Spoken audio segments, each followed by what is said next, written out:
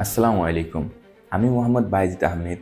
আমি ২০১৪ সালে জিটিএস স্কুলে ভর্তি হই এবং ২০১৫ সাল থেকে জিটিএস স্কুল অ্যান্ড কলেজের ১ম শ্রেণীতে অধ্যয়ন শুরু করি।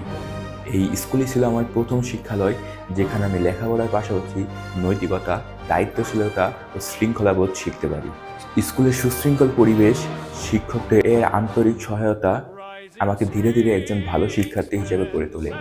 শিক্ষকদের আন্তরিক সহায়তা ও উৎসাহে আমি বিজ্ঞান বিভাগে অধ্যয়ন করি। আমি এসএসসি ২০২৫ পরীক্ষায় জিপিএ 4.89 পেয়ে কৃতিত্বের সঙ্গে উত্তীর্ণ হই। এই সাফল্য আমার একার নয়, এর পেছনে আমার শিক্ষকদের রয়েছে অসামান্য অবদান। দীর্ঘ ১০ বছরের স্কুল জীবনে আমি স্বপ্ন দেখতে শিখেছি, আর শিক্ষকদের সহায়তায় আমি স্বপ্ন বাস্তবায়নের সাহস পেয়েছি। পরিশেষে বলতে চাই, জিটিএস স্কুল অ্যান্ড কলেজ আমার শিক্ষা জীবনের মূল ভিত্তি।